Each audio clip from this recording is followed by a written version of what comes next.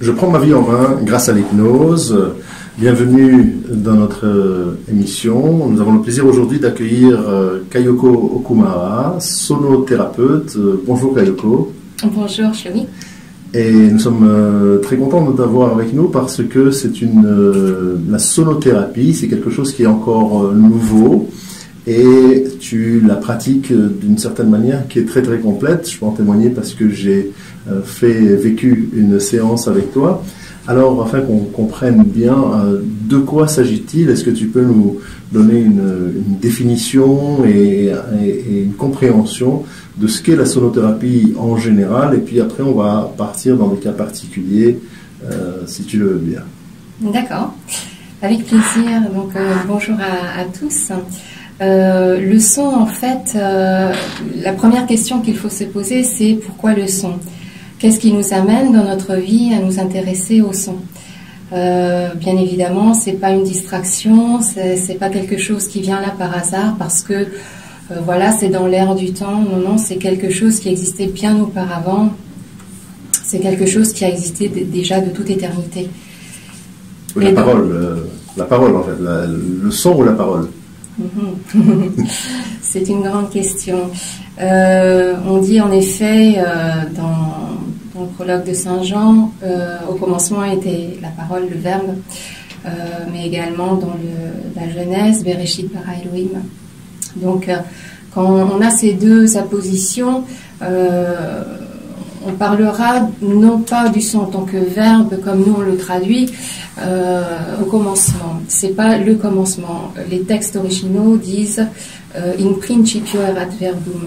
Le in principio, c'est dans le principe.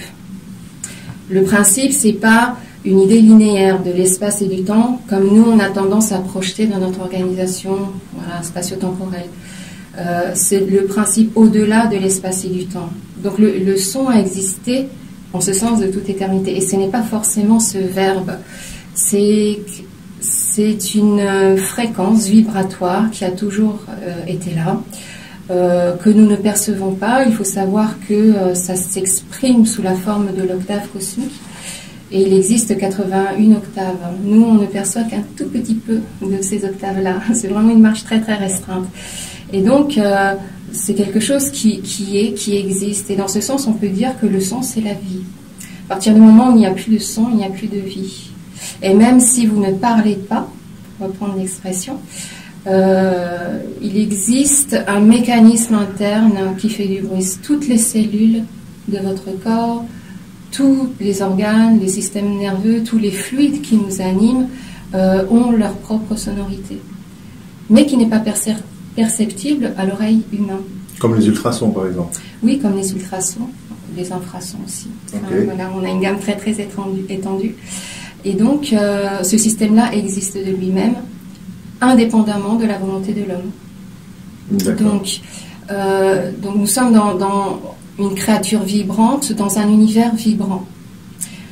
Le souci, c'est qu'au XXIe siècle, mais bien avant déjà, on est environné de sons. Toutes sortes de sons qui peuvent être régénérants, mais qui peuvent être destructeurs.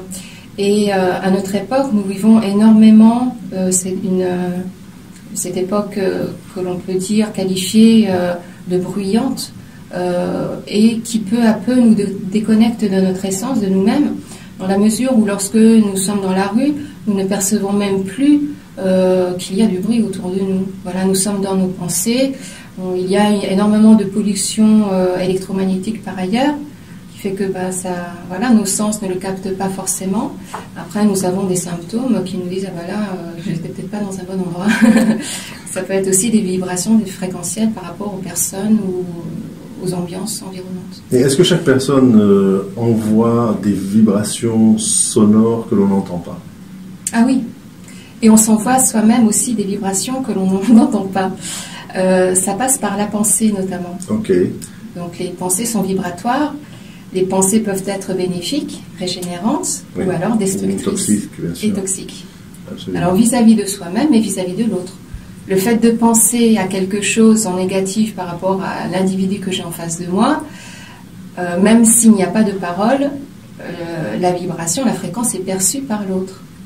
Donc l'important, pourquoi la sonothérapie, pour revenir à la première question, oui. c'est tout un détour, mais qui permet de positionner aussi pourquoi on s'intéresse au son aujourd'hui, c'est que lorsque l'on reçoit ces vibrations-là, on n'y peut rien, ça vient de l'extérieur, ça peut venir de nous, ce sont des pensées, des ruminations, des croyances limitantes vis-à-vis de son potentiel, de sa réalisation dans la vie.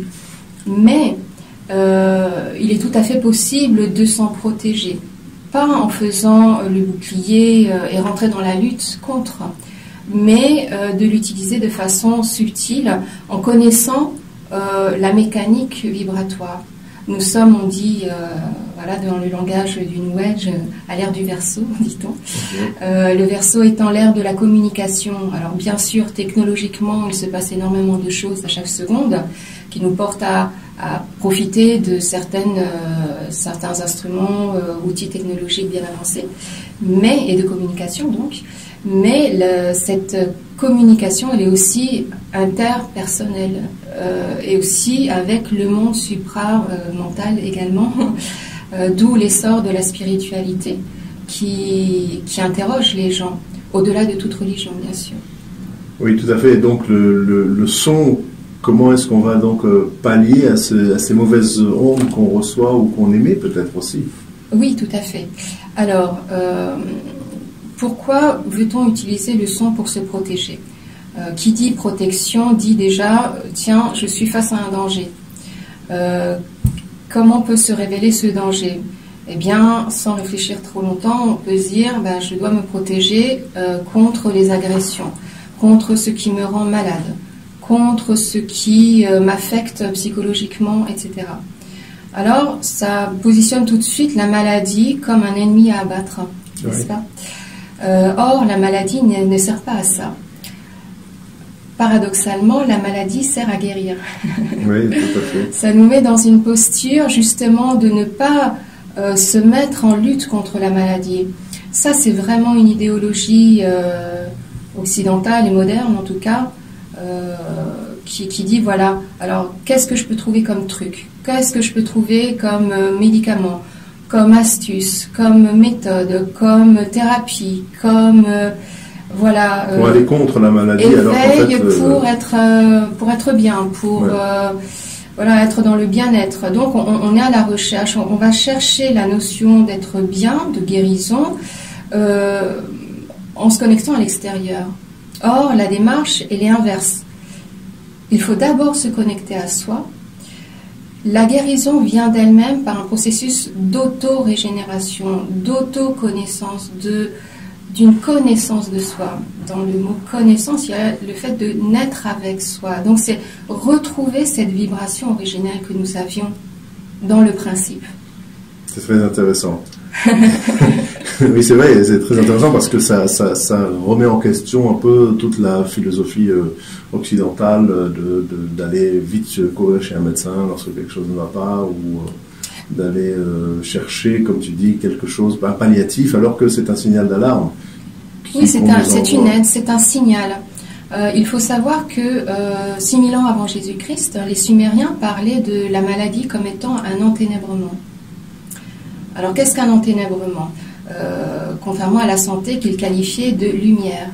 Okay. Donc là, on est vraiment devant deux archétypes, de lumière et de ténèbres. Ouais. Alors, les ténèbres, c'est très simple à comprendre. Il suffit que vous soyez dans une pièce, donc imaginons que la porte est bien fermée. Alors, la lumière rentre, sinon par les fenêtres. Quand on ouvre une fenêtre, alors non seulement la lumière rentre dans la pièce, illumine la pièce, mais le vent peut aussi rentrer dans cette pièce et purifier l'air ambiant de cette pièce. Alors, qu'est-ce que l'on fait si on ferme la fenêtre et donc les volets aussi, par la même occasion? Alors, on se retrouve dans une pièce toute noire, toute sombre, il n'y a plus d'air et il n'y a plus de lumière. Il n'y a plus de son. Alors ça, c'est une autre question. Mais en l'occurrence, là, on est sur vraiment l'ombre et la lumière. Alors, on est dans cette pièce-là et tout est sombre. Alors, nous, voilà, lorsque l'on parle d'enténèbrement, lorsque l'on parle de maladie, c'est ça, c'est qu'on a coupé la liaison avec le soleil, c'est-à-dire qu'on ne reçoit plus de lumière et on ne reçoit plus le souffle. Le souffle en tant que iréa en hébreu, D'ailleurs, la fenêtre, hein, c'est en hébreu pareil, c'est signifié par la lettre He, la 5e lettre de l'alphabet hébraïque. Eh bien voilà, c'est vraiment la question de fenêtre. Alors qu'est-ce que permet cette fenêtre? Eh bien, c'est l'ouverture à cette lumière, au soleil, et mettons-y un S majuscule, et au souffle, en tant que souffle qui, iréa, veut dire également l'esprit, avec un E majuscule. Donc, les Sumériens avaient bien compris que lorsque l'on se coupe de ce soleil central divin, cosmique, et de l'esprit qui l'anime, eh bien, on se retrouve dans les ténèbres. Ce qui fait que s'étant coupé de l'harmonie cosmique, de cette rotation autour de ce soleil qui donne un rythme, qui donne une vibration centrale, eh bien, on perd non seulement cette luminosité, cette clarté de vue, la compréhension des choses, la lucidité dans sa vie, de comment avancer, comment structurer ses rêves et pouvoir les réaliser. On se coupe de ça. Et on se coupe de l'esprit qui peut nous apporter un soutien, une guidance, une vie. Parce qu'on s'est fermé aussi intérieurement, ça veut dire on s'est enfermé complètement. C'est une image. C'est une image, bien sûr, voilà. Et donc retrouver la santé, c'est retrouver la lumière. Donc c'est ouvrir les fenêtres, ouvrir les volets, laisser rentrer le souffle et la lumière. Et donc le son est un outil qui sert l'âme à ouvrir ses fenêtres, pour à nouveau laisser rentrer la lumière et ce souffle, c'est-à-dire recréer la communication, recréer les proportions harmoniques en relation avec le mouvement de l'univers, du cosmos, que certains appelleront Dieu d'un point de vue plus spirituel, mais tout ça c'est la même chose, c'est la source, c'est la source de vie, quoi. Voilà, le vivant. C'est fantastique, c'est fascinant comme explication, et je te propose qu'on passe à une pause musicale pour reparler de cette sonothérapie plus en détail. Merci beaucoup et à tout de suite.